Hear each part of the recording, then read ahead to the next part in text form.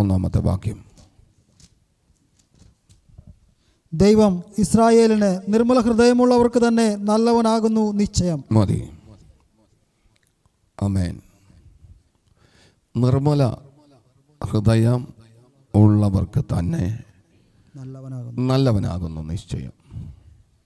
ആമേൻ. ഈ ഒരു വാക്യത്തിൽ നിന്ന് നമ്മൾ ഇന്ന് ചിന്തിക്കാൻ പോകുന്നത്, ദൈവം ഇസ്രായേലിന് നിർമ്മല ഹൃദയമുള്ളവർക്ക് തന്നെ നല്ലവനാകുന്നു നിശ്ചയം. ഈ വാക്യം ഇങ്ങനെ കേൾക്കുമ്പോൾ നമുക്കൊരു പിടിയും കിട്ടത്തില്ല. ആമേ. എല്ലാവർക്കും നല്ലവനാകുന്നു എന്നുള്ളതല്ല, നിർമ്മല ഹൃദയം ഉള്ളവർക്ക് തന്നെ. ആസാഫിനെ കുറിച്ച് നമുക്കറിയാം. ആസാഫ് ആരാണ്? ദൈവത്തിൻ്റെ ആലയത്തിലെ സംഗീതം ലീഡ് ചെയ്യുന്ന വർഷിപ്പ് ലീഡറാണ് ആസാഫ്. സംഗീതം എഴുതും, സംഗീതം പാട്ടാക്കി മാറ്റും. ആമേ. അത് ദൈവത്തെ ആരാധിക്കും. അങ്ങനെ ദൈവത്തെ മഹത്വപ്പെടുത്തുന്ന അനുഗ്രഹിക്കപ്പെട്ട ഒരു വർഷിപ്പ് ലീഡറാണ്. ആമേ. സ്തോത്രം. ആസാഫ്. തൻ്റെ കൈക്കീഴ് മറ്റു പാട്ടുകാർ ഒത്തിരി ആളുകളുണ്ട്.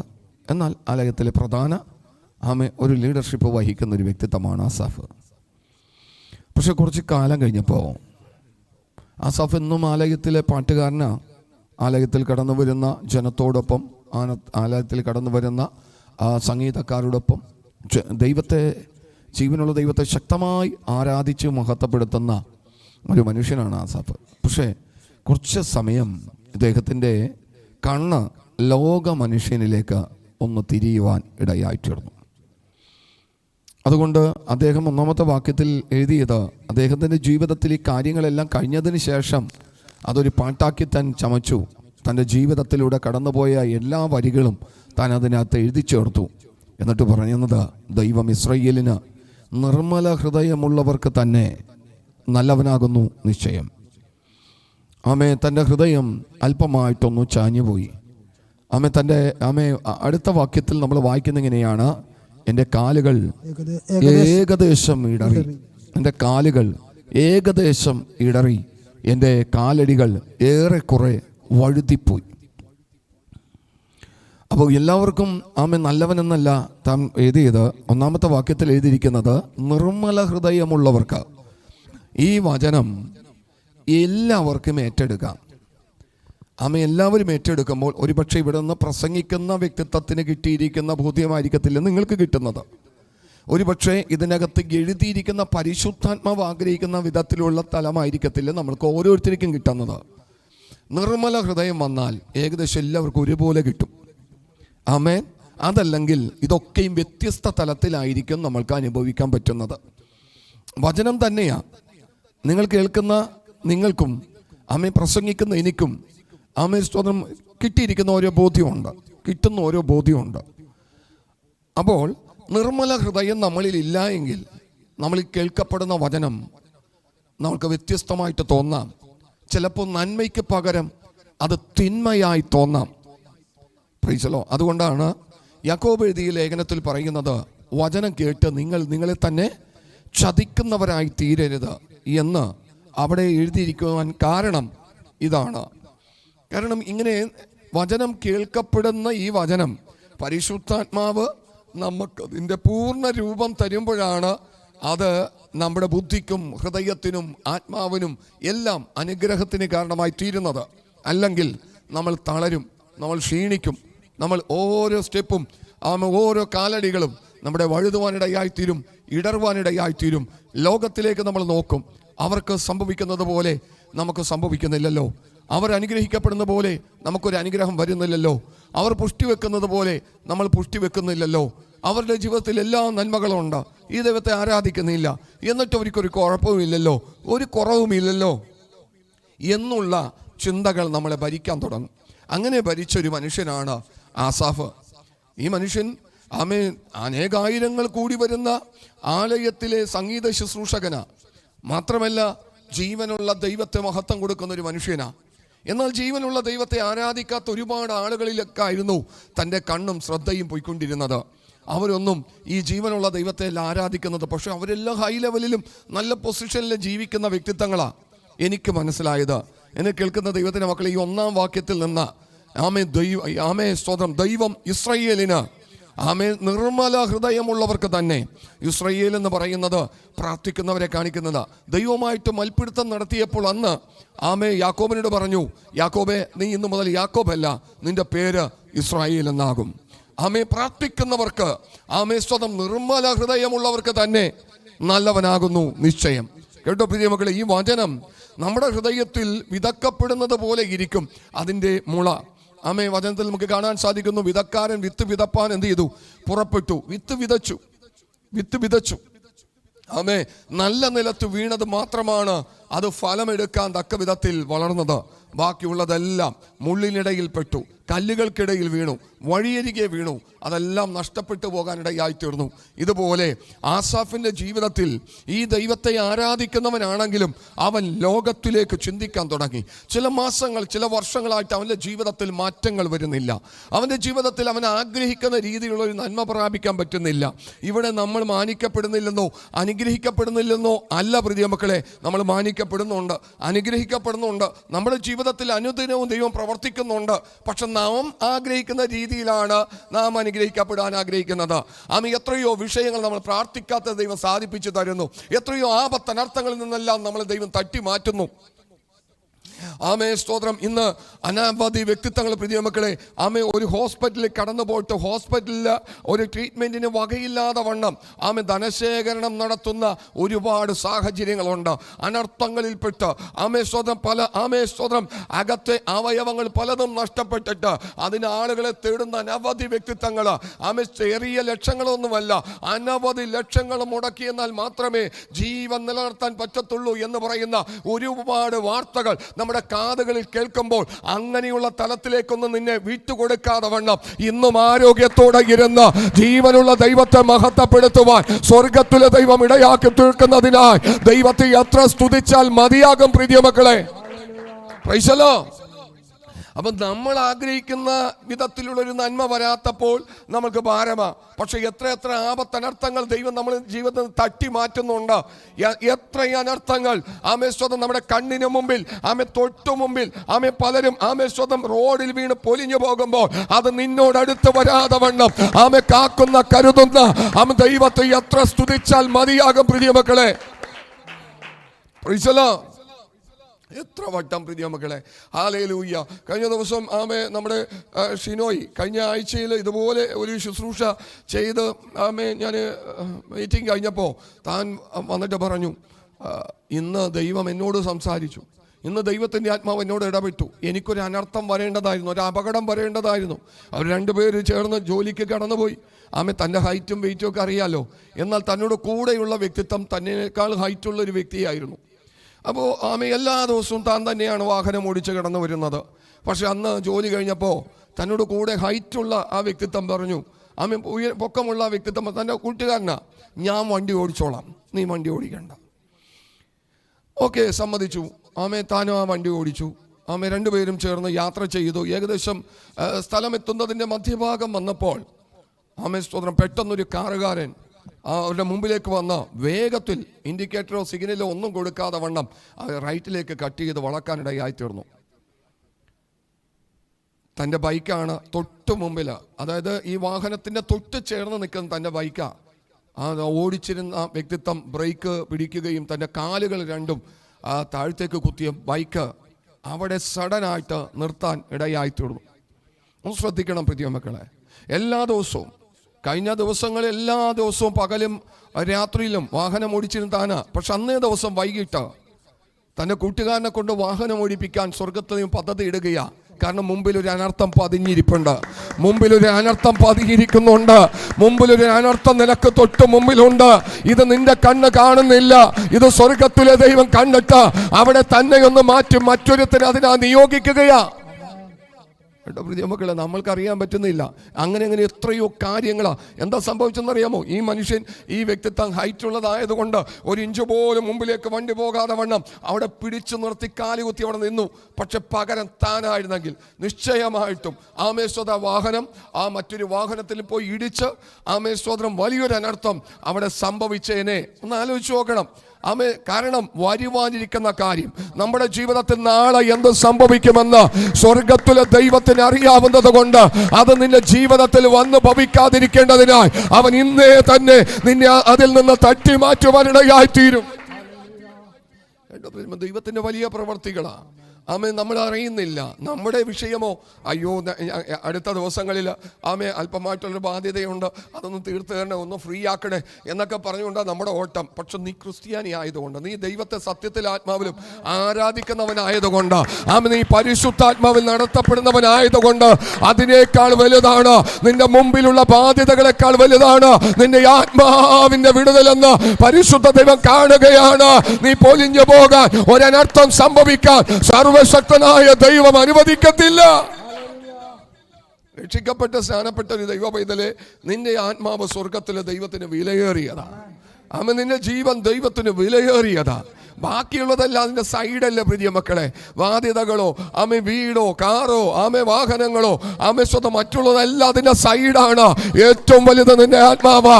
ആ ആത്മാവിനെ നിത്യതയിലേക്ക് കയറ്റണം. ഇവിടെ വെച്ച് ദൈവം വിശുദ്ധീകരിച്ചു കൊണ്ടിരിക്കുകയാ, ഇവിടെ വെച്ച് ദൈവം ഒരുക്കിക്കൊണ്ടിരിക്കുകയാ. അതിനെ തൊടാൻ അനുവദിക്കാതെ വണ്ണം രാവും പകലും കാക്കുന്ന ദൈവത്തിന്റെ ദൂതന്മാർ ഉണ്ടോ. പക്ഷെ ഈ ആസാഫ് ഇവന്റെ ആമേ ശ്രദ്ധ മറ്റു ഭാഗങ്ങളിലേക്ക് പോയി, ലോകത്തിലേക്ക് അവൻ ശ്രദ്ധിക്കാൻ തുടങ്ങി. എന്നെ കേൾക്കുന്ന ദൈവത്തിന്റെ മക്കളെ, ഹൃദയ ദൃഷ്ടി എന്ന് പറയുന്ന ഒന്നുണ്ട്. ഹൃദയ ദൃഷ്ടി ഇത് പ്രകാശിച്ചാൽ മാത്രമേ നമ്മൾക്ക് നമ്മളെക്കുറിച്ചുള്ള ഒരു കാഴ്ചപ്പാടുണ്ടാകത്തുള്ളൂ. ദൈവം എന്തിനാണ് വിളിച്ച് വേർതിരിച്ചിരിക്കുന്നത്, ദൈവത്തിന്റെ പദ്ധതി എന്താണ് എന്ന് നമ്മൾ തിരിച്ചറിയുന്നത് ഈ ഹൃദയ ദൃഷ്ടി എന്ത് ചെയ്യണം, പ്രകാശിക്കണം. അകത്തെ മനുഷ്യൻ ഉണരണം. നമ്മുടെ അകത്തൊരു മനുഷ്യനുണ്ട്. ഈ അകത്തെ മനുഷ്യൻ ഉണരണം. ഞങ്ങളുടെ പുറമേയുള്ള മനുഷ്യൻ ക്ഷയിച്ചു പോയാലും ഞങ്ങളുടെ അകമേയുള്ള മനുഷ്യൻ നാൾക്ക് നാൾ എന്ത് ചെയ്യുന്നു, പുതുക്കം പ്രാപിക്കണം. പ്രിയ മക്കളെ, ഇത് പുതുക്കം പ്രാപിക്കണമെങ്കിൽ സ്വന്തം ഹൃദയ ദൃഷ്ടി എന്ത് ചെയ്യണം, പ്രകാശിക്കണം. അകക്കണ്ണ് തുറക്കണം. അപ്പോൾ സ്വന്തം ഉന്നതങ്ങളിലുള്ള കാഴ്ചപ്പാടുകൾ നമുക്ക് കിട്ടും. ലോകത്തിലുള്ളതല്ല, ഈ ഭൂമിയിലുള്ളതല്ല, ഉയരത്തിലുള്ള കാഴ്ചപ്പാട് കിട്ടും. ഇവിടെ എന്തു ചെയ്തിട്ട് കാര്യമില്ല, അതെല്ലാം വിറ്റിട്ട് പോകണം. ഇവിടെയുള്ള സകല മെറ്റീരിയലുകളും പ്രിയ മക്കളെ ഇതെല്ലാം കത്തിത്തീരും. ഞാൻ എന്നും പറയുന്നത് പോലെ, പക്ഷേ കത്തിത്തീരാത്ത ഒന്നുണ്ട്, അഴുകിപ്പോകാത്ത ഒന്നുണ്ട്. അവിടേക്ക് കൊണ്ടുപോകുവാന് സ്വർഗത്തിലെ ദൈവം പദ്ധതി ഇടുന്നത്. ആ ഉയരത്തിലുള്ളത് ചിന്തിപ്പാൻ ഇന്ന് രാത്രികാലം പരിശുദ്ധാത്മാവ് പിന്നെയും നമ്മളോട് ആഹ്വാനം ചെയ്യുകയാ. അപ്പോ ഇവന്റെ ശ്രദ്ധ എവിടേക്ക് പോയി, ലോകത്തിലേക്ക് പോയി. ഇവൻ പറയുന്നത്, എൻ്റെ കാലുകൾ ഏകദേശം എന്ത് ചെയ്തു, ഇടറി എൻ്റെ കാലടികൾ എന്ത് ചെയ്തു, വഴുതിപ്പോയി. എന്താ കാരണം? ഇവനാരാ? ദൈവത്തെ ആരാധിക്കുന്ന മനുഷ്യനും ദൈവത്തെ ആരാധിപ്പിക്കാൻ വേണ്ടി ജനത്തെ പ്രോത്സാഹിപ്പിക്കുന്ന മനുഷ്യനുമാ. ഇവനിത് ചെയ്തു പോയിക്കൊണ്ടിരിക്കുമ്പോഴും ഇവന്റെ ഹൃദയം എവിടേക്ക് കിടക്കുക, ലോകത്തിൽ കിടക്കുകയാ. മനുഷ്യനിലേക്ക് അവന്റെ നോട്ടം. നമ്മളും ആ കൂട്ടത്തിൽ പെടുന്നവരാ. ദൈവത്തെ ആരാധിക്കുന്നവരാ, ദൈവസന്നിധിയിൽ വചനം കേൾക്കുന്നവരാ, വചനപ്രകാരം ജീവിക്കുന്നവരാ, ബൈബിള് വായിക്കുന്നവരാ, പ്രാർത്ഥിക്കുന്നവരാ, ഉപവസിക്കുന്നവരാ. പക്ഷെ ഹൃദയം എവിടെ കിടക്കുകയാ? ദൈവമേ, 2025 എനിക്ക് തരേണ്ടത് തന്നിട്ടില്ലല്ലോ, കിട്ടേണ്ടത് കിട്ടിയിട്ടില്ലല്ലോ. കാർ എവിടെ കർത്താവേ, വീടെവിടെ കർത്താവേ, സ്ഥലം എവിടെ കർത്താവേ, നിലമെവിടെ കർത്താവേ, എൻ്റെ കുഞ്ഞുങ്ങളുടെ ഭാവി. അങ്ങനെയുള്ള ഒരുപാട് കണക്കുകൂട്ടലുകളും ചിന്തകളുമായിട്ടാ നമ്മൾ കടന്നു പോയിക്കൊണ്ടിരിക്കുന്നത്. നിനക്കുള്ളത് ദൈവം തരും, തക്ക സമയത്ത് തരും. നീ ദൈവത്തിന്റെ മകനായതുകൊണ്ട്, നീ ദൈവത്തിന്റെ മകളായതുകൊണ്ട് നിന്റെ ആവശ്യങ്ങൾ നീ യാചിക്കുന്നതിന് മുമ്പേ സ്വർഗത്തിലെ ദൈവം അറിയുകയാണ്. അത് നിന്റെ കരത്തിൽ ദൈവം തരും. ആമേൻ. എപ്പോഴും നമ്മളൊന്ന് അങ്ങനെ ആയിത്തീർന്നാൽ മതി. നിങ്ങൾ തിരിഞ്ഞ് ശിശുക്കളെ പോലെ ആയി വരികയാണെങ്കിൽ, അപ്പനെ അനുസരിച്ച് അമ്മയെ അനുസരിച്ച് മുന്നോട്ട് പോവുകയാണെങ്കിൽ, ഈ ശ്രീധുന് ഇവർക്ക് 2 കുഞ്ഞുങ്ങളുണ്ട്. ഈ കുഞ്ഞുങ്ങൾ ഈ പ്രായത്തിൽ ഒരിക്കലും ഭക്ഷണം കഴിക്കാൻ മടിയുള്ള പ്രായമാണ് ഈ കുഞ്ഞു പ്രായം. അപ്പോൾ അവർ കഴിക്കാതിരിക്കുകയാണ്. അമ്മക്കും അപ്പനും സുഖമായിട്ട് വലിയ സ്ഥലത്തൊക്കെ പോകാം, അവർക്ക് മറ്റു പല കാര്യങ്ങളും ചെയ്യാം. കുഞ്ഞുങ്ങൾക്ക് എന്ത് കൊടുക്കണ്ട, ആഹാരം ഒന്നും കൊടുക്കണ്ട. അവർ ചോദിക്കുന്നില്ല, ആഹാരം ചോദിക്കുന്നില്ല എന്ന് കരുതിക്കൊണ്ട് ഈ കുഞ്ഞുങ്ങൾക്ക് ആഹാരം കൊടുക്കാതിരിക്കുമോ? എന്താ കാരണം? അവരെ വളർത്തണം എന്നുള്ളത് ആരുടെ ഉദ്ദേശമാണ്? മാതാപിതാക്കളുടെ ഉദ്ദേശമാണ്. അപ്പം നമ്മൾ ദൈവത്തിൻ്റെ മുമ്പിൽ ശിശുക്കളാണെങ്കിൽ നമ്മളെ വളർത്തണമെന്ന് ആർക്കുദ്ദേശമുണ്ട്? വേണ്ടത് ആര് തരും? വേണ്ടത് ആര് തരും? യേശു തരത്തില്ലേ? നമ്മുടെ മക്കൾക്ക്, ദോഷികളായ നിങ്ങളുടെ മക്കൾക്ക് നല്ല ദാനങ്ങളെ ചെയ്യാൻ അറിയുന്നു എങ്കിൽ ആമേ സ്വർഗസ്ഥനായ പിതാവ് എത്ര അധികം ചെയ്യുമെന്നാണ് തിരുവഴുത്തിൽ കാണുവാൻ സാധിക്കുന്നത്. അങ്ങനെയെങ്കിൽ നീ എന്തിനാ ആമേ വരുവാനുള്ള വിഷയത്തെക്കുറിച്ച് ഭാരപ്പെടുന്നത്? ഈ കുഞ്ഞുങ്ങൾക്ക് വേണ്ടത് അവര് നാളെ ഞങ്ങൾക്ക് ബ്രേക്ക്ഫാസ്റ്റ് ഇന്നത് വേണോട്ടോ, ഡിന്നർ ഇന്നത് വേണോട്ടോ, ലഞ്ച് ഇന്നത് വേണോട്ടോ ഒന്നും അവരൊന്നും പറയത്തില്ല. കഴിക്കാൻ വേണ്ടി എന്ത് പാട് കഴിപ്പിച്ച് ഈ കുഞ്ഞുങ്ങളെ കൊണ്ടുകിടന്ന് കൊടുക്കുന്നത്. ആമേ സ്തോത്രം. ഒരു കയ്യിൽ പാത്രവും മറ്റൊരു ഒക്കത്ത് കൊച്ചിനെയും വെച്ചുകൊണ്ട് പലതും ഒക്കെ ചുറ്റുപാടൊക്കെ നടത്തി കാണിച്ച്, ആമേ പട്ടി കുരക്കുന്നതെല്ലാം കേൾപ്പിച്ച്, കാക്ക കരയുന്നതെല്ലാം കാണിച്ച്, ആമേ സ്തോത്രം പൂ വിരിഞ്ഞു നിൽക്കുന്നതും വിരിയാനുള്ളതെല്ലാം കാണിച്ചുകൊണ്ട് ഈ കുഞ്ഞുങ്ങൾ എന്ത് ചെയ്യുന്നത്? ഇത് ആരാ കൊടുക്കുന്നത്? മനുഷ്യൻ തന്നെയാ. അങ്ങനെയെങ്കിൽ ദൈവത്തിൻ്റെ മക്കളല്ലേ നമ്മള്? നമുക്ക് ആവശ്യം എന്തെന്ന് ദൈവത്തിന് അറിയത്തില്ലേ? സ്തോത്രം. ആമേ ചോദിച്ചെന്നാലേ തരത്തുള്ളൂ? ഇല്ലെന്നേ. വചനം പറയുന്നത് അങ്ങനെയാ. നിങ്ങൾക്ക് ഇന്നത് ആവശ്യമെന്ന് സ്വർഗീയ പിതാവ് എന്ത് ചെയ്യുന്നു? അറിയുന്നു. ആമേ. നാം ദൈവത്തെ പരീക്ഷിക്കരുത്.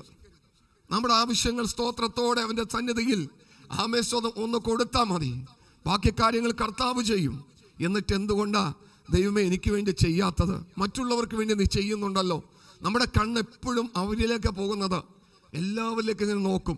എന്നേക്കാൾ കുറേ വൈകിയാണ് ഞാൻ ആമേ സ്നാനപ്പെട്ടിട്ട് 20 വർഷം കഴിയുന്നു. അവൻ വന്നിട്ട് 2 വർഷമായിട്ടുള്ള സ്ഥിതിക്ക് മാറ്റം വന്നു. ആദ്യ നാളുകളിൽ സൈക്കിൾ പോലും ഇല്ലാതെ വന്നതാ. ഇപ്പൊ വരുന്ന കാറിനാ. ഞാൻ എങ്ങനെ സഹിക്കും? 20 വർഷമായി ഞാൻ നിൽക്കുന്നത്. ഈ നിൽക്കുന്ന നിൽപ്പിൽ എനിക്കൊരു കാറ് തന്നിട്ടില്ല. 2 വർഷമായിട്ടുള്ള വന്നിട്ട് അവന് കാറ് കൊടുത്തു. ആമേ. എന്തുകൊണ്ടാണെന്നറിയാമോ? നിനക്ക് കാറ് തന്നില്ലെങ്കിൽ നീ നിൽക്കുമെന്ന് സ്വർഗത്തിലെ ദൈവത്തിന് അറിയാം. അവന് കൊടുത്തില്ലെങ്കിൽ ഒരുപക്ഷെ അവൻ മാറിപ്പോകാൻ ചാൻസ് ഉണ്ട്. അവന് കൊടുത്തില്ലെങ്കിൽ അവൻ തെറ്റിപ്പോകാൻ ചാൻസ് ഉണ്ട്. അവന് കൊടുത്തില്ലെങ്കിൽ ലോകം അവനെ പിടിക്കാൻ ചാൻസ് ഉണ്ട്. പക്ഷെ 20 വർഷമായിട്ടും വിശ്വസ്തയോടെ നിനക്ക് നിൽക്കാൻ കഴിയുന്നുണ്ടെങ്കിൽ നീ അവനേക്കാൾ ഒരു പടി മുകളിലാ. അതാ അതിന്റെ അർത്ഥം പ്രീതി മക്കളെ.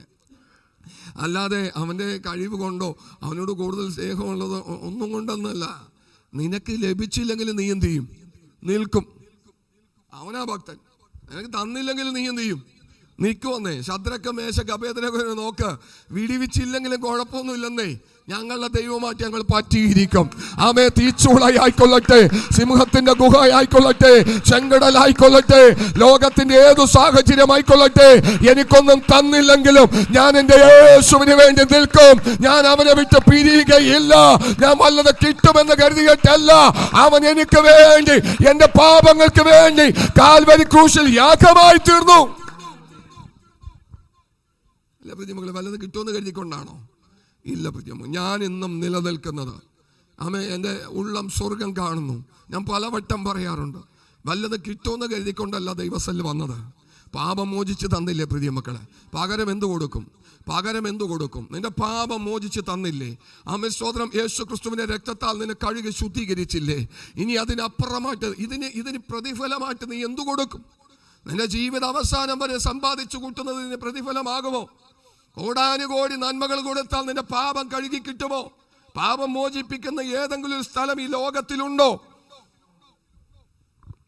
നമുക്കത് ദൈവം ചെയ്തു തന്നില്ല പ്രിയ മക്കളെ. അതിനേക്കാൾ വേറെ എന്ത് പ്രതിഫലമാ വേണ്ടത്? അപ്പോൾ ഇവന്റെ കണ്ണുകള് ലോകത്തിലേക്ക് നോക്കാൻ തുടങ്ങി. നമുക്കൊരു വാക്യം വായിക്കാം.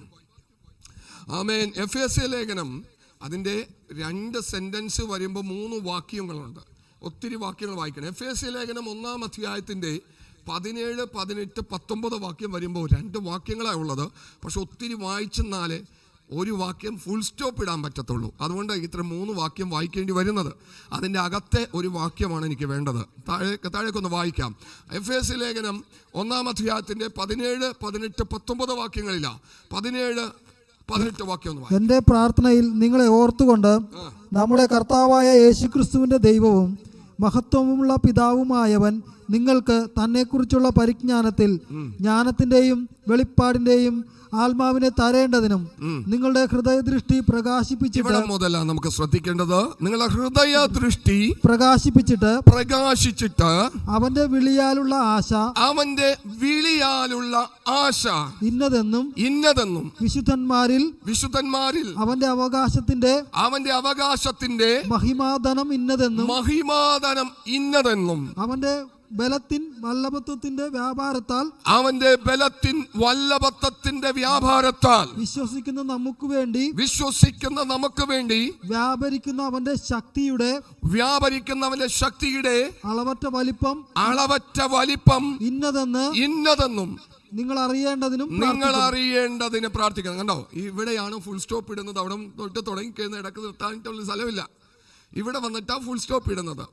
അപ്പോ ഹൃദയ ദൃഷ്ടി പ്രകാശിക്കുമ്പോൾ വിളി എന്താണ്, അതിൻ്റെ ആഗ്രഹം എന്താണ്, വിളിയാലുള്ള ആശ എന്തെന്ന് നമുക്ക് തിരിച്ചറിയണമെങ്കിൽ യേശു നമ്മളെ വിളിച്ചു വേർതിരിച്ചിരിക്കുന്നത് എന്താണ്, എന്തിനു വേണ്ടിയാണ് എന്ന് നാം ഓരോരുത്തരും തിരിച്ചറിയണമെങ്കിൽ എന്ത് ചെയ്യണം? ഹൃദയ ദൃഷ്ടി പ്രകാശിക്കണം. ഹൃദയ ദൃഷ്ടി പ്രകാശിച്ചില്ലെങ്കിൽ നാം ഈ ലോകത്തിലെ മറ്റുള്ളവരിലേക്ക് നോക്കിയിട്ട് അവർക്ക് കിട്ടിയതുപോലെ എനിക്ക് കിട്ടിയില്ല എന്ന് പറഞ്ഞുകൊണ്ട് ജീവിത അവസാനം വരെ നിരാശപ്പെട്ടും പ്രത്യാശ നഷ്ടപ്പെട്ടും വിശ്വാസത്തിൽ നിന്ന് ഉലഞ്ഞും ആമേശ്വരം എന്തിനായി ദൈവത്തെ ആരാധിക്കുന്നത്, എൻ്റെ സ്ഥിതിക്കൊരു മാറ്റവുമില്ലല്ലോ, എന്നെ ആരും നോക്കുന്നില്ലല്ലോ, എൻ്റെ അവസ്ഥകൾക്ക് ഭേദം വരുന്നില്ലല്ലോ എന്നുള്ള പരാതികൾ മാത്രമായിരിക്കും നമ്മൾ പറയുന്നത്. പക്ഷേ ഹൃദയ ദൃഷ്ടി ഒന്ന് പ്രകാശിച്ചു കഴിയുമ്പോൾ അവൻ്റെ വിളിയാലുള്ള ആശ ഇന്നതെന്ന്, അവൻ്റെ ബലത്തിന്റെ വല്ലഭത്വം, അതിൻ്റെ വ്യാപാര ശക്തി ഇന്നതെന്ന്, മഹിമാധനം ഇന്നതെന്ന് നമുക്കൊന്ന് തിരിച്ചറിയുവാൻ പരിശുദ്ധ ദൈവം ഇടയാക്കി തരും. എന്താണ് ദൈവത്തിന്റെ ഉദ്ദേശം? എന്നെ വിളിച്ചു വേർതിരിച്ചിരിക്കുന്നത് എന്തിനു വേണ്ടിയാ? ഞാൻ ആരാ? ദൈവം എനിക്ക് തരാൻ ഉദ്ദേശിക്കുന്നത് എന്താ? ഇതൊക്കെയും നമുക്ക് മനസ്സിലാകണമെങ്കിൽ എന്ത് വെളിപ്പെടണം? ഹൃദയ ദൃഷ്ടി പ്രകാശിക്കണം. ഈ ഒരു പ്രകാശനം നഷ്ടപ്പെട്ടു പോയ കാലഘട്ടത്തിൽ ആസാഫ് 1 മുതൽ 16 വാക്യം വരെയും നിരാശയുടെ കാര്യങ്ങളാണ് പറഞ്ഞു വരുന്നത്. ആരിലേക്കാ നോക്കുന്നത്? ലോകത്തിലേക്കാ നോക്കുന്നത്, ലോക മനുഷ്യനിലേക്കാ നോക്കുന്നത്. അവർക്ക് ഒന്നിനും ഒരു കുറവുമില്ലല്ലോ. ആമേശ്വരം അഹങ്കാരികളോട്, ആമേശ്വര ദുഷ്ടന്മാരോട് അസൂയ തോന്നിപ്പോയി ഈ മനുഷ്യന്. ആരോടാ? ദുഷ്ടന്മാരുടെ അഹങ്കാരികളോടൊക്കെ അസൂയ തോന്നാൻ തുടങ്ങി. ആർക്ക്? ആസാഫിന്. ദൈവത്തെ ആരാധിക്കുന്നവന്, ദൈവസ്ഥലിൽ പ്രാർത്ഥിക്കുന്നവന്, ദൈവസ്ഥലിൽ നിൽക്കുന്നവന് ലോക മനുഷ്യരോട് അസൂയ തോന്നാൻ കാരണമായി തീർന്നത് കാഴ്ചപ്പാടുകൾ നഷ്ടപ്പെട്ടു പോയി. അവന്റെ ഹൃദയ ദൃഷ്ടി എന്ത് ചെയ്തില്ല? പ്രകാശിച്ചില്ല. ആമേശ്വരനെ കേൾക്കുന്ന ദൈവത്തിന്റെ മക്കളെ, ഇന്ന് ആഗോളതലത്തിൽ ഒരുപാട് ദൈവമക്കളിൽ സംഭവിച്ചുകൊണ്ടിരിക്കുന്ന ഏറ്റവും വലിയൊരു അപകടമാണ് ഹൃദയ ദൃഷ്ടി എന്ത് ചെയ്യുന്നില്ല? പ്രകാശിക്കുന്നില്ല. അവനെ കുറിച്ചുള്ള ദൈവത്തിന്റെ പദ്ധതി എന്തെന്ന് അവന് മനസ്സിലാകുന്നില്ല. എന്തിനു വേണ്ടി എന്നെ വിളിച്ചു വേർതിരിച്ചിരിക്കുന്നത്? ലോകപ്രകാരം നടക്കുന്നവരോടൊപ്പം ആമേശ്വരം ഓടിക്കാൻ വേണ്ടിയാണോ? അല്ല. വചനം പറയുന്നു, കാലാളുകളോട് കൂടി നീ ഓടിയിട്ട് ക്ഷീണിച്ചു പോയാൽ കുതിരകളോടുകൂടി എങ്ങനെ മത്സരിച്ചോടും? Oh Jesus, hallelujah. ലോകപ്രകാരം ഓടിക്കാൻ വേണ്ടിയൊന്നുമല്ല പ്രിയ മക്കളെ. ഇന്ന് ഏറ്റവും വലിയ സംഭവം ഇങ്ങനെ ചിന്തിപ്പിക്കുക.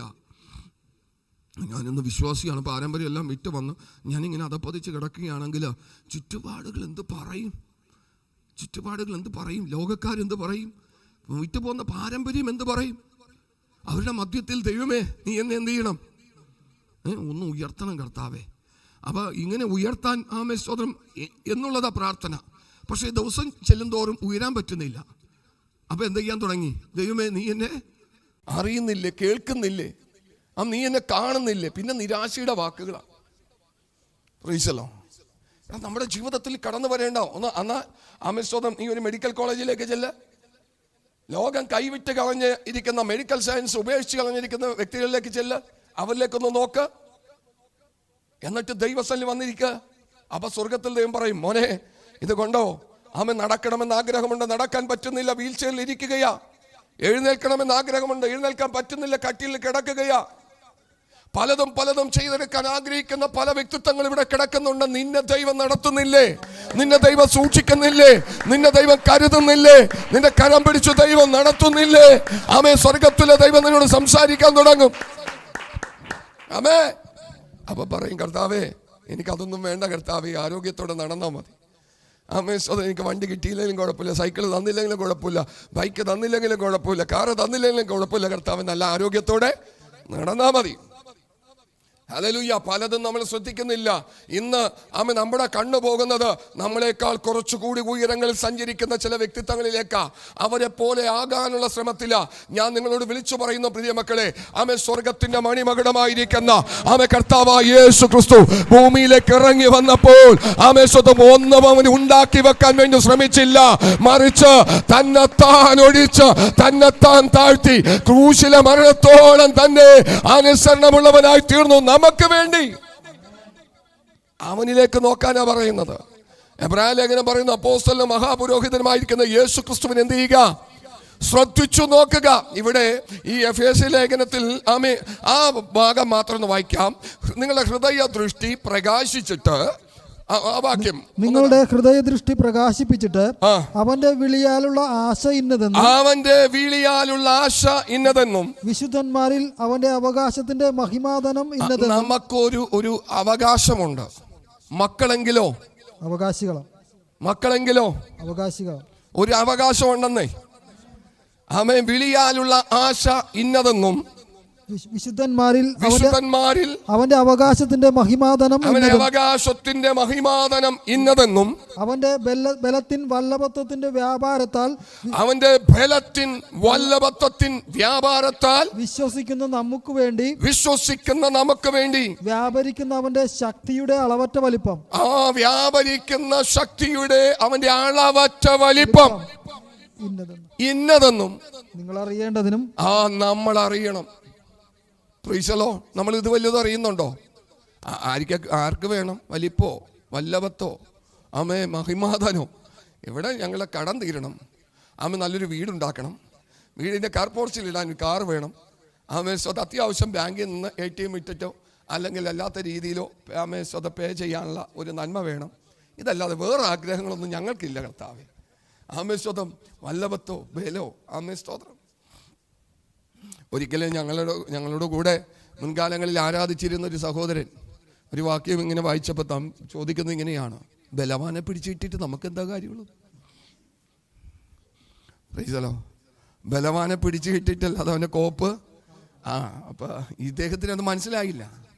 ആമേ, ഈ പറഞ്ഞ രീതിയിൽ ഹൃദയ ദൃഷ്ടി പ്രകാശിച്ചില്ലെങ്കിൽ ആമേ ബലവാന്റെ കോപ്പ് നമുക്കെന്തിനാന്ന് ചോദിക്കുന്നത്? പ്രൈസലോ. അപ്പോൾ ഹൃദയ ദൃഷ്ടി പ്രകാശിച്ചില്ലെങ്കിൽ ഇതുപോലുള്ള കാര്യങ്ങളൊക്കെ സംഭവിക്കും. ഒരിക്കൽ യേശുവിൻ്റെ അടുക്കൽ ശിഷ്യന്മാർ കടന്നു വന്നിട്ട് ചോദിക്കുന്നുണ്ട്, കർത്താവേ നീ എന്തുകൊണ്ടാണ് ഈ ലോകത്തോട് ഉപമകളിലൂടെ സംസാരിക്കുന്നത്? നമ്മളൊക്കെ നിസ്സാര ആളുകളല്ല പ്രിയ മക്കളെ. നമ്മൾക്ക് ദൈവം ചെയ്തു തന്നിരിക്കുന്ന നന്മയെന്ന് വെച്ചാൽ ചെറിയൊരു കാര്യമല്ല. ഇന്നീ സ്വത വിദ്യാഭ്യാസമുള്ളവനോ ഇല്ലാത്തവനോ രക്ഷിക്കപ്പെട്ട് സ്നാനപ്പെട്ട് ദൈവകൃപയിൽ നിൽക്കുന്ന ഒരു ദൈവ പൈതലിന് ഈ ലോകത്തിൽ സംഭവിക്കുന്ന ഏറെക്കുറെ കാര്യങ്ങൾ അവനറിയാം. അവൻ പത്രം വായിച്ചില്ലെങ്കിലും ആമേൻ സ്തോത്രം. അതുപോലെ തന്നെ ആമേൻ അവൻ മറ്റു മേഖലകളിലൂടെ സാങ്കേതികമായ വിദ്യകളിലൂടെ ഒന്നും കടന്നു പോയില്ലെങ്കിലും ആമേൻ സ്തോത്രം അവനറിയാം ഈ ദൈവവചനത്തിൽ നിന്ന് ശുശ്രൂഷ, ദൈവദാസന്മാരിലൂടെ ലഭിക്കുന്ന വചനങ്ങൾ ഏറെക്കുറെ അവനെ ബോധവാനാക്കിക്കൊണ്ടിരിക്കും. ലോകത്തിൽ എന്താ സംഭവിച്ചത് യേശു പറഞ്ഞു. നമുക്കൊന്ന് വായിക്കാം. ഈ മത്തായി സുവിശേഷം 13-ാം അധ്യായത്തിൻ്റെ 10-ാം വാക്യത്തിലേക്ക് വരുമ്പോൾ അവിടെ കാണാൻ സാധിക്കുന്നത്, ശിഷ്യന്മാർ യേശുവിൻ്റെ അടുക്കൽ കടന്നു വന്നിട്ട് അവനോട് ചോദിക്കുന്നത്, ഗുരു ആമേ സ്വതം റബ്ബി എന്തുകൊണ്ടാണ് നീ ജനത്തോട് ഉപമകളിലൂടെയും ഞങ്ങളോട് അതിൻ്റെ പൊരുളും പറഞ്ഞു തരുന്നത് എന്തുകൊണ്ടാണ് എന്ന് ചോദിക്കുന്നുണ്ട്. അത് വായിക്കാമോ? പിന്നെ ശിഷ്യന്മാർ അടുക്കൽ വന്ന് അവരോട് ഉപമകളായി സംസാരിക്കുന്നത് എന്ത് എന്ന് അവനോട് ചോദിച്ചു. ഇവരോട് എല്ലാം നീ എന്താ ഉപമകളിലൂടെ സംസാരിക്കുന്നത്? യേശു പറഞ്ഞു അവർക്ക് അത് മതി. ഇന്ന് ഒരുപാട് പ്രസംഗങ്ങൾ പല സ്ഥലങ്ങളിൽ നടക്കുന്നുണ്ട്. മാധ്യമങ്ങളിലൂടെയൊക്കെ ഒരുപാട്, ടെലിവിഷനിലൂടെയൊക്കെ ഒരുപാട് പ്രസംഗങ്ങൾ. അവർ കേൾക്കുന്നത് പോലെയല്ല രക്ഷിക്കപ്പെട്ട് സ്നാനപ്പെട്ട് ദൈവകൃപയിൽ നിൽക്കുന്ന ദൈവജനം കേൾക്കുന്നത്. അവർക്ക് മനസ്സിലാകുന്നത് പോലെയല്ല നമുക്ക് മനസ്സിലാകുന്നത്. അവർക്ക് വെളിപ്പെടുന്നത് പോലെയല്ല നമുക്ക് വെളിപ്പെടുന്നത്. ആമേൻ. കാരണം നമ്മുടെ ഹൃദയ ദൃഷ്ടി പ്രകാശിപ്പിക്കാൻ തക്കവിധം പരിശുദ്ധാത്മാവ് ഓരോ വ്യക്തിത്വങ്ങളിലും വ്യാപരിച്ചു കൊണ്ടിരിക്കുകയാ. മറ്റൊരുത്തിന് മനസ്സിലാക്കാത്തതിനേക്കാൾ അധികമായിട്ട് നിനക്കത് മനസ്സിലാകുകയാ. അതുകൊണ്ടാ പ്രിയമക്കളെ, ആമേ, വലിയൊരു സമൂഹം, വലിയൊരു പാരമ്പര്യം, വലിയൊരു ഇടവക, ആമേ, 1000 പേരടങ്ങുന്ന 1000 കുടുംബങ്ങളുള്ള ഇടവക.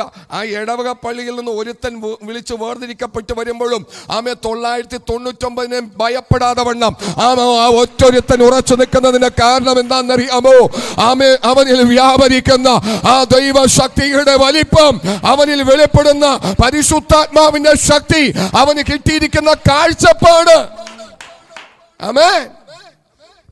അവൻ പേടിക്കുന്നില്ലെന്നേ. കൂടെയുള്ളവൻ ആമേ ലോകത്തിലുള്ളവനേക്കാൾ വലിയവനാണ്. ആരാ കൂടെയുള്ളത്? ഇടവക്കാര് 1000 പേരോ സമുദായക്കാര് 10,000 പേരോ നിന്നോട്ടെ, ആമേശ്വത അവരോട് കൂടെയുള്ളവനേക്കാൾ അധികം ശക്തിയാണ് എന്നോട് കൂടെയുള്ളത്. സർവശക്തനായ ദൈവത്തിന്റെ കരമാണ് എന്നെ നടത്തുന്നത്. ആ ഒരു ഉറപ്പും ധൈര്യവും കെട്ടിയിരിക്കുന്നത് കൊണ്ട് ഭയപ്പെടാതെ വണ്ണം ഉറച്ചു നിൽക്കുന്നത്. ഞാൻ കഴിഞ്ഞ ദിവസങ്ങളും പറഞ്ഞു, ഭയം വരുന്നുണ്ടെങ്കിൽ ഒരു കാര്യം ഉറപ്പാ, ആര് കൂടെ ഇല്ല? പരിശുദ്ധാത്മാവില്ല. നമ്മളിൽ പരിശുദ്ധാത്മാവ് വരുമ്പോൾ ഫസ്റ്റ് മാറും, ഭയം മാറും. ആമേ. ലോകത്തിലേക്ക് ഇറങ്ങിച്ചെല്ലും. സഹോദരിമാരെ ഓർത്ത് ഞാൻ ദൈവത്തെ മഹത്വപ്പെടുത്തുകയാണ്.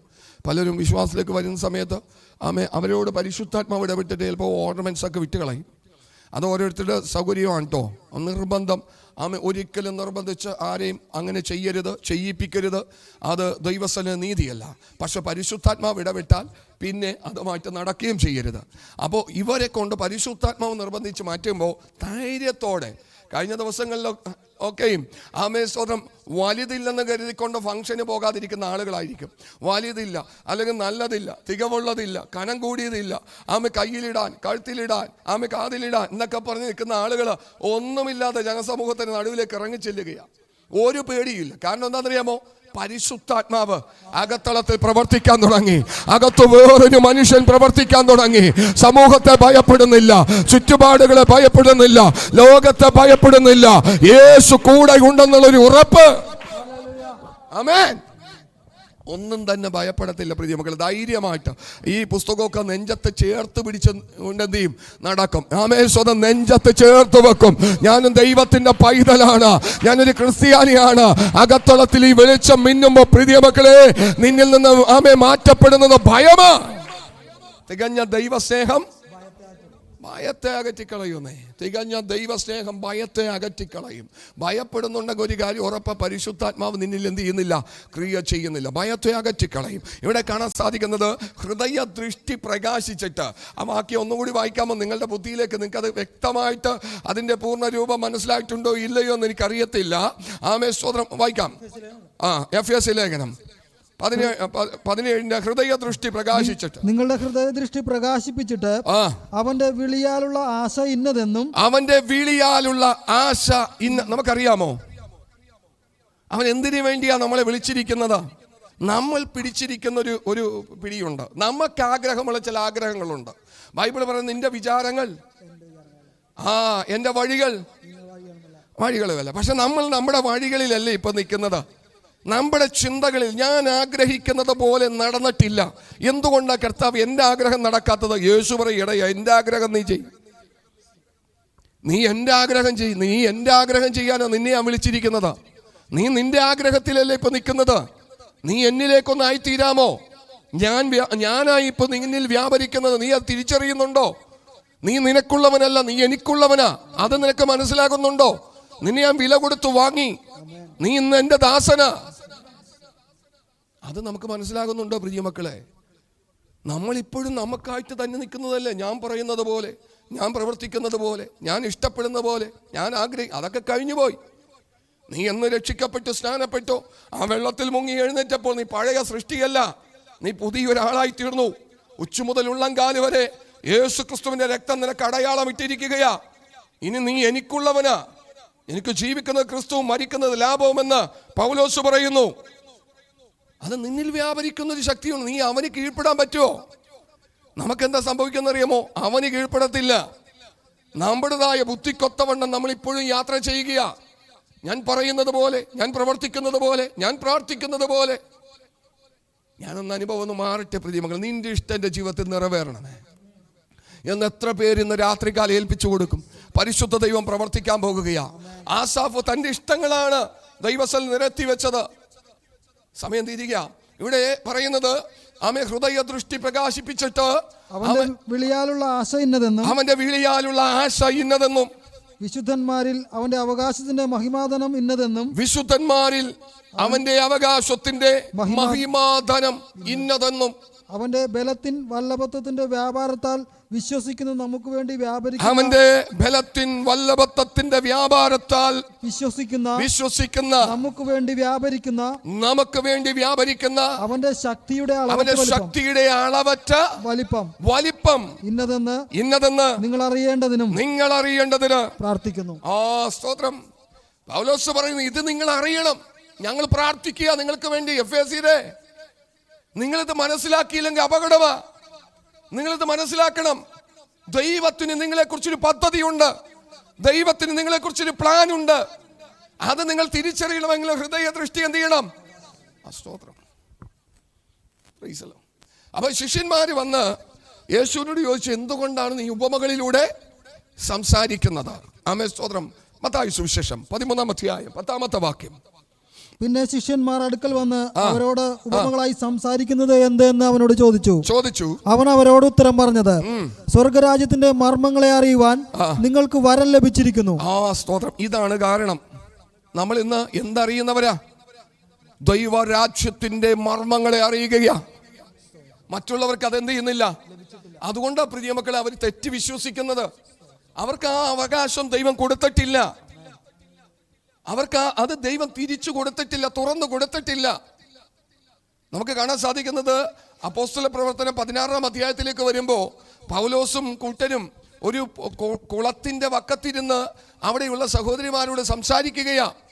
ഈ സംസാരിക്കുന്ന വചനം കേൾക്കേണ്ടതിന് ആ കൂട്ടത്തിലുള്ള അപ്പുറത്ത് മാറി നിൽക്കുന്ന തുയത്തേരിയ പട്ടണക്കാരത്തിയായിരിക്കുന്ന ലുദിയ എന്ന് പറയുന്ന വ്യക്തിയുടെ ഹൃദയം ആര് തുറന്നു? ദൈവം തുറന്നു. യേശു തുറന്നു. പരിശുദ്ധാത്മാവ് തുറന്നു. കേട്ടോ പ്രിയമക്കളെ, മറ്റുള്ള മുമ്പിലിരുന്ന് കേൾക്കുന്നവർ ഇവര് ചിന്തിക്കുന്നത് അവരിത് മനസ്സിലാക്കുന്നുണ്ടെന്ന്. പക്ഷെ അവർക്കൊന്നും വേണ്ടും വണ്ണം മനസ്സിലായില്ല. മനസ്സിലാക്കി കൊടുക്കാൻ സ്വർഗത്തിലെ ദൈവം ഇടയാക്കിയില്ല. പക്ഷേ കുറച്ചപ്പുറത്ത് മാറി നിന്ന ലൂതിയായുടെ ഹൃദയം സ്വർഗത്തിലെ ദൈവം തുറന്നു. കണ്ടോ പ്രിയമക്കളെ, ദൈവത്തിന്റെ കരമ. അവൻ നമ്മളെ കുറിച്ചുള്ള ദൈവത്തിന്റെ പദ്ധതി ഒന്ന് ചിന്തിച്ചേ. അവർക്ക് ഉപമകളാ കൊടുത്തിരിക്കുന്നത്, നിങ്ങൾക്കോ ദൈവരാജ്യത്തിന്റെ മർമ്മങ്ങൾ അറിയാൻ പരിശുദ്ധ ദൈവം ഭാഗ്യം തന്നിരിക്കുക. എന്ത് തന്നിരിക്കുക? വരം തന്നിരിക്കുകയാ. കേട്ടോ ആമേൻ, സ്തോത്രം. നമ്മൾ വലിയ ഭൂരിപക്ഷമുള്ള ആളുകളൊന്നും അല്ല. പല സ്ഥലങ്ങളിൽ ചിന്നിച്ചിതറി പാർക്കുന്നവരാ. എങ്കിലും ധൈര്യത്തോടെ നിൽക്കുന്നതിന്റെ കാരണം എന്താണെന്നറിയാമോ? ഈ ഒരു വരം ലഭിച്ചിരിക്കുന്നതുകൊണ്ടാ. അറിയാനുള്ളത് അറിഞ്ഞിട്ടുണ്ട്, വരുവാനുള്ളത് എന്തെന്ന് തിരിച്ചറിവുമുണ്ട്. അവൻ വരാനുള്ളവൻ വരും, അവൻ ചേർക്കുമെന്നുള്ള ഉറപ്പും ധൈര്യവും ഹൃദയത്തിനകത്തളത്തിൽ കിടക്കുന്നത് കൊണ്ട് എന്തെല്ലാം പ്രതിസന്ധികൾ ഉണ്ടായിരുന്നാലും, എന്തെല്ലാം പ്രശ്നങ്ങൾ ഉണ്ടായിരുന്നാലും അതിനെയെല്ലാം ഓവർകം ചെയ്തു പോകുന്നതിന്റെ കാരണം ഈ ഒരു തിരിച്ചറിവുണ്ട്. പ്രശ്നങ്ങളില്ലാത്തവരാണ് ഇതിനകത്തിരിക്കുന്നത്. ഇതിനകത്തിരിക്കുന്ന എത്ര പേരോട് ചോദിച്ച ബാധ്യത, എനിക്കൊട്ടും ബാധ്യത ഇല്ലെന്ന് പറയുന്ന അവരാരും തന്നെ ഇതിനകത്തുണ്ടെന്ന് എനിക്ക് തോന്നുന്നില്ല. പലവിധമായ പ്രശ്നങ്ങളുണ്ടെന്ന്. മാനസികമായ വെല്ലുവിളികളുണ്ട്, ശാരീരികമായ പ്രശ്നങ്ങളുണ്ട്, സാമ്പത്തികമായ ബാധ്യതകളുണ്ട്. പക്ഷെ ഇതെല്ലാം ഇരിക്കുമ്പോൾ തന്നെ ചിരിക്കുന്ന മുഖവുമായിട്ട് ആരുടെ മുമ്പിൽ തലകുനിക്കാതെ വണ്ണം കടന്നു പോകുവാൻ ഇടയായി തീരുന്നതിന് കാരണം എന്താണെന്നറിയാമോ? ഒരു രാജ്യമുണ്ട്, കർത്താവ് വരും. കർത്താവ് താൻ ഗംഭീരനാദത്തോടും പ്രധാന ദൂതന്റെ ശബ്ദത്തോടും ദൈവത്തിന്റെ കാഹളത്തോടും കൂടി ഇറങ്ങി വരുമ്പോൾ ഞാൻ എടുക്കപ്പെടും, എന്നെ കൊണ്ടുപോകും, എനിക്ക് വേണ്ടി ഒരു രാജ്യം തീർത്തിരിക്കുകയാ. ഈ ഒരു ഉറപ്പ് നമുക്ക് തന്നിരിക്കുകയാ. ഈ ഒരു ഉറപ്പ് കിട്ടാതെ പോയ ഒരു മനുഷ്യൻ, ആമേൻ, ആസാഫ് ദൈവത്തെ ആരാധിക്കുന്നവനാ, ദൈവത്തെ സ്തുതിക്കുന്നവനാ. അവന്റെ ജീവിതത്തിൽ പല പ്രശ്നങ്ങളും വന്നു. സമയം തീരുകയാൻ എനിക്ക് വേഗം ആ വാക്യങ്ങളൊന്ന് വായിപ്പിച്ച് നമുക്ക് പ്രാർത്ഥിച്ചു നിർത്താം. ആമേ, അതിന്റെ 3-ാമത്തെ വാക്യം, ആമേ, 73-ാം സങ്കീർത്തനം 3-ാം വാക്യം. ദുഷ്ടന്മാരുടെ സൗഖ്യം കണ്ടിട്ട് എനിക്ക് അഹങ്കാരികളോട് അസൂയ തോന്നി. സ്തോത്രം. ആമേൻ. വായിച്ചോ. അവർക്ക് വേദന ഒട്ടുമില്ലല്ലോ. അവർക്ക് വേദന ഒട്ടുമില്ലല്ലോ. അവരുടെ ദേഹം തടിച്ചുരുണ്ടിരിക്കുന്നു. അവരുടെ ദേഹം എന്തിരിക്കുക? തടിച്ചുരുണ്ടിരിക്കുന്നു. ഇവിടെ ഉപവസിച്ച ആളുടെ ഇടപാട് തീരുക. ആമേ, അവർക്ക് ഉപവാസവുമില്ല, പ്രാർത്ഥനയുമില്ല. ആമേ, കിട്ടുന്നതെല്ലാം ലാവിഷ. ആമേ, അവരുടെ ദേഹം തടിച്ചുരുണ്ടിരിക്കുന്നു. അവരുടെ കണ്ണുകൾ വായിച്ചോ, താഴേക്ക് വായിച്ചോ. അവർ മർത്യരെ പോലെ കഷ്ടത്തിലാകുന്നില്ല. അവര് മറ്റു മനുഷ്യരെ പോലെ കഷ്ടത്തിൽ, അവർക്ക് ഒരു കഷ്ടവുമില്ല. വീടിന്റെ വാതിക്കൽ 2-3 കാറുകൾ ഇങ്ങനെ നിരന്ന് കിടക്കുകയാ. നല്ല വീടുകൾ, അത്യാവശ്യ കാര്യങ്ങൾ, പോക്കും വരവൊക്കെ കണ്ടുകഴിയുന്ന ഒരു കുഴപ്പവും ഇല്ലെന്നുള്ളതാണ് നമ്മുടെ ചിന്ത. അതുപോലെയായിരുന്നു ആസാഫിന്റെയും ചിന്ത. പക്ഷെ അങ്ങനെയല്ല കാര്യങ്ങൾ. കേട്ടോ പ്രിയ മക്കളെ, ഇന്ന് പുറമേ കാണുന്നത് പോലെയൊന്നുമല്ല. കഴിഞ്ഞ ദിവസങ്ങളിലൊക്കെ നമ്മൾ കേൾക്കുകയും കാണുകയും ചെയ്യുകയാ. ഒരു കുഴപ്പവും ഇല്ല എന്ന് ചിന്തിക്കുന്ന പലരുമാണ് ഒരു മുഴം കയറിലും ഒരു ഫാനിലും സൈനൈഡിലും സ്വതം അതുപോലെ തന്നെ മാരകമായ വിഷത്തിലൊക്കെ ഒടുങ്ങിപ്പോകുന്നത്. ഇന്നും പ്രതിസന്ധികൾ കുമിഞ്ഞു കൂടുമ്പോഴും അവരിലേക്കൊന്നും നിന്റെ ശ്രദ്ധ പോകാതെ വണ്ണം കർത്താവിൽ ഉറച്ചിരിക്കുന്നതിന്റെ കാരണം എന്താണെന്നറിയാമോ? പരിശുദ്ധാത്മാവാണ് നിന്നെ നടത്തുന്നത്. ആമേൻ. ആ ഭാഗങ്ങളെ നമുക്ക് തിരിച്ചറിവുണ്ട് പ്രിയ മക്കളെ, അവരുടെ ജീവിതത്തിൽ എന്താ സംഭവിക്കുന്നതെന്ന്. അപ്പോൾ പറയുന്നത് മർത്യരെ പോലെ അവർ കഷ്ടത്തിൽ എന്ത് ചെയ്യുന്നില്ല, ഇല്ലെന്നുള്ളതാണ് നമ്മുടെ ചിന്ത. പക്ഷെ അവർക്കറിയാം രാത്രി കിടന്നാൽ എന്ത് ചെയ്യത്തില്ല, ഉറക്കൂലെന്നേ. സ്തോത്രം. ഒരു പൂച്ച സ്തോത്രം ഈ ഡോറിലൊന്ന് മാന്തി അപ്പച്ചാടി എഴുന്നേൽക്കും. ഒരു പട്ടിയുടെ കരച്ചിലെന്ന ശബ്ദം മാറിക്കഴിഞ്ഞ അപ്പച്ചാടി എഴുന്നേക്കും. ഒരു പെരിച്ചാഴി ഓടിയാൽ മതി, അപ്പം എഴുന്നേക്കും. ഇവിടെ പെരിച്ചാഴി എന്നല്ല, പൂച്ച എന്നല്ല, പട്ടി എന്നല്ല, ഇടിവെട്ടിയാൽ പോലും നമ്മൾ എന്ത് ചെയ്യത്തില്ല, അറിയത്തില്ല. അതുപോലെ സുഖമായിട്ട് പ്രശ്നങ്ങളുണ്ടെന്നേ, പക്ഷെ രാത്രികാലം ഞാൻ സമാധാനത്തോടെ കിടന്നുറങ്ങും. നീയല്ലോ യഹോവേ എന്നെ നിർഭയം വസിക്കുമാറാക്കുന്നത്. ആരോഗ്യത്തിന് തടസ്സമില്ലാതെ വണ്ണം നടത്തുന്ന ദൈവം. Praise the Lord. നല്ല ഉറക്കമാ അല്ലേ? നല്ല ഉറക്കം കിട്ടും. എവിടെ ഇരുന്നു എന്ത് ചെയ്യും? ബസ്സിലൊക്കെ നിന്ന് വേണമെങ്കിൽ എന്ത് ചെയ്യും? ഉറങ്ങും. എവിടെ ഇരുന്ന് ഉറങ്ങും. സ്തോത്രം. ചിലപ്പോൾ ചർച്ചിൽ വന്നാലും പ്രൈസ് ദി ലോർഡ് പറയാൻ പറ്റത്തില്ല. എന്നെ കേൾക്കുന്ന ദൈവത്തിൻ്റെ മക്കളെ, സ്വതം ഇവിടെ ഒരു കാര്യം ശ്രദ്ധിക്കുക. പലർക്കും നമ്മുടെ ചിന്ത അവർക്കൊന്നും ഒരു കുഴപ്പമില്ലെന്നുള്ളതാ, പക്ഷെ കുഴപ്പമുണ്ടെന്നേ. താഴേക്ക് വായിച്ചോ. ബലാത്കാരം വസ്ത്രം പോലെ അവരെ ചുറ്റിയിരിക്കുന്നു. അവരുടെ കണ്ണുകൾ പുഷ്ടി കൊണ്ട് ഉന്തി നിൽക്കുന്നു. അവരുടെ ഹൃദയത്തിലെ നിരൂപണങ്ങൾ കവിഞ്ഞൊഴുകുന്നു. അവർ പരിഹസിച്ച് ദുഷ്ടതയോടെ ഭീഷണി പറയുന്നു. ഉന്നത ഭാവത്തോടെ സംസാരിക്കുന്നു. അവർ വായ് ആകാശത്തോളം ഉയർത്തുന്നു. അവരുടെ നാവ് ഭൂമിയിൽ സഞ്ചരിക്കുന്നു. അതുകൊണ്ട് അവൻ തന്റെ ജനത്തെ ഇതിലേക്ക് തിരിക്കുന്നു. അവർ ധാരാളം വെള്ളം വലിച്ചു കുടിക്കുന്നു. ദൈവം എങ്ങനെ അറിയുന്നു? അത്യുന്നതന് അറിവുണ്ടോ എന്നവർ പറയുന്നു. നിഷേധിക്കുകയാ. കഴിഞ്ഞ ദിവസങ്ങളിൽ അമേരിക്കയുടെ ഒരു ഭാഗം മുഴുവനും കത്തിപ്പോയത് ഞാൻ കഴിഞ്ഞ സൺഡേ പറഞ്ഞു. നിഷേധിക്കുകയാ. ദൈവത്തിന് 0% കൊടുത്തത്.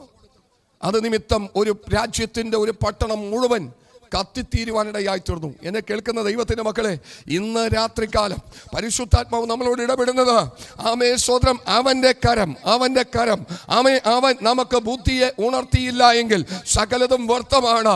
ഇവിടെ ആസാഫിന്റെ ചിന്ത പോയി. ആസാഫ് ഇങ്ങനെ ചിന്തിക്കുകയാണ്, അവർക്കൊന്നും ഒരു കഷ്ടവുമില്ല, ഒരു പ്രയാസവുമില്ല, ഒരു ദുഃഖവുമില്ല. പക്ഷേ 16-17 വാക്യത്തിലേക്ക് വന്നേ. ഞാനിത് ഗ്രഹിപ്പാൻ നിരൂപിച്ചപ്പോൾ എനിക്ക് പ്രയാസമായി തോന്നി. ഒടുവിൽ ഞാൻ ദൈവത്തിന്റെ വിശുദ്ധ മന്ദിരത്തിൽ ചെന്ന് അവരുടെ അന്തം എന്താകുമെന്ന് ചിന്തിച്ചു.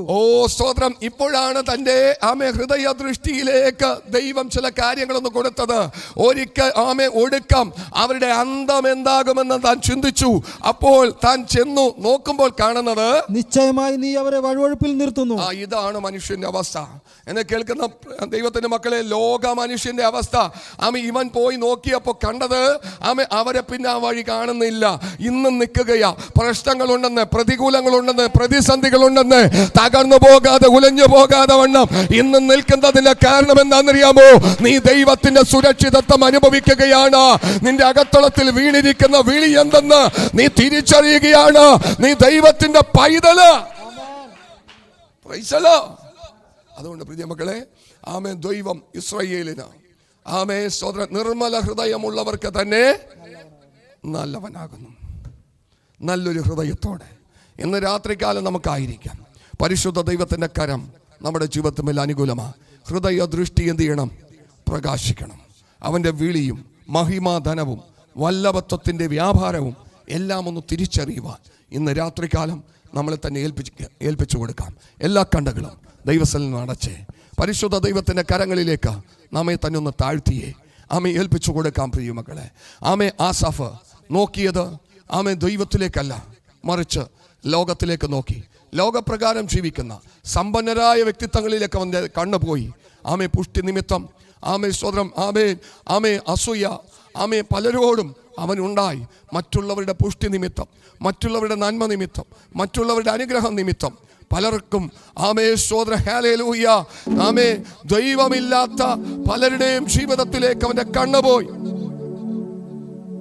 പക്ഷെ ഒടുക്കം അവരുടെ അന്തം എന്തായി തീരുമെന്ന് കാണുവാൻ അവൻ ദൈവത്തിന്റെ മന്ദിരത്തിൽ ചെന്നു, ദൈവത്തിന്റെ ആലയത്തിൽ ചെന്നു. അല്പസമയം ദൈവമായിട്ടൊന്ന് ബന്ധം പുലർത്തിയപ്പോൾ സ്വർഗത്തിലെ ദൈവം അവന്റെ കണ്ണ് തുറന്നു. ചെന്ന് നോക്കാൻ പറഞ്ഞു. ചെന്ന് നോക്കിയപ്പോൾ കാണുന്നത് അവരെ അവിടെ കാണുന്നില്ല. അവരെ വഴുവഴുപ്പിൽ നിർത്തിയിരിക്കുകയാണ്. എന്നെ കേൾക്കുന്ന ദൈവത്തിന്റെ പൈതലെ, വധശിക്ഷയ്ക്ക് വിധിക്കപ്പെട്ടിരിക്കുന്നവനെ നാളെ തൂക്കിക്കൊല്ലുമെങ്കിൽ ഇന്ന് അധികാരികൾ അവന്റെ അടുക്കൽ കടന്നു ചെല്ലും. അവനോട് ചോദിക്കും, നിന്റെ അവസാനത്തെ ആഗ്രഹം എന്താ? കോടതിക്ക്, നിയമത്തിന്, ലോകത്തിന് ചെയ്തെടുക്കാൻ പറ്റുന്ന ആഗ്രഹം അവൻ പറഞ്ഞാൽ നിഷേധിക്കാതെ വണ്ണം ആ ആഗ്രഹം അവന് സാധ്യമാക്കി കൊടുക്കും. കാരണം അവനെ കൊല്ലാൻ നിർത്തിയിരിക്കുക, അവനെ കൊല്ലാൻ നിർത്തിയിരിക്കുക. എന്നെ കേൾക്കുന്ന ദൈവ പൈതൽ, ഒരു പക്ഷേ ഇന്ന് നിനക്ക് ഒത്തിരി ആഗ്രഹങ്ങൾ ഉണ്ടാകാം. പലതും സാധ്യമായില്ല എന്ന് കരുതിക്കൊണ്ട് ഭാരപ്പെടേണ്ട. നിന്നെ ജീവിപ്പിക്കാൻ നിർത്തിയിരിക്കുക. അത് സാധ്യമായി വരും. നിന്റെ സമയത്ത്, നിന്റെ ആവശ്യമുള്ള സമയത്ത് പരിശുദ്ധ ദൈവം നിനക്കത് സാധ്യമാക്കി തരും. നിന്നെ കൊല്ലാൻ നിർത്തിയിരിക്കുന്നതല്ല, നീ ജീവിക്കാൻ ആമേ ഉള്ളവനാ, ജീവൻ നിലനിൽക്കാനുള്ളവനാ. നിന്നെ കർത്താവ് കൈക്കൊള്ളും. നീ ജീവിക്കേണ്ടവനാ. യേശുവിനോടൊപ്പം, ആമേ യേശുവിന്റെ മക്കളോടൊപ്പം ഒരുമിച്ച് ജീവിക്കേണ്ടവനാ. അവന്റെ കരങ്ങളിലേക്ക് ഏൽപ്പിച്ചു കൊടുക്കാം. പരിശുദ്ധ ദൈവമേ, കേട്ട വചനം ഹൃദയത്തിൽ സംഗ്രഹിച്ച് അതിന് പ്രകാരം ജീവിപ്പാൻ പരിശുദ്ധാത്മാവ് ഞങ്ങളെ സഹായിക്കണമേ. ഹൃദയ ദൃഷ്ടി പ്രകാശിക്കട്ടെ. ആമേ സ്വർഗത്തിലെ ദൈവത്തിന് എന്നെ കുറിച്ചുള്ള വിളി, ആമേ അങ്ങയുടെ ഇഷ്ടം എൻ്റെ ജീവിതത്തിൽ ചെയ്തെടുപ്പാൻ തക്ക വിധം എന്നെ തന്നെ സമർപ്പിക്കുന്ന കർത്താവേ, ഈ വചനം എൻ്റെ ഹൃദയത്തിൽ ദൈവാലേഖനം ചെയ്യണമേ. അതിന് പ്രകാരം ജീവിപ്പാൻ ദൈവം എന്നെ സഹായിക്കണം. ജീവനുള്ള ദൈവത്തിൻ്റെ കരങ്ങളിലേക്ക് ഏൽപ്പിക്കുന്നു. മഹത്വം ദൈവം എടുക്കണം. യേശു ക്രിസ്തുവിൻ്റെ നാമത്തിൽ പ്രാർത്ഥിക്കുമ്പോൾ കേൾക്കണമേ സ്വർഗീയ നല്ല പിതാവേ.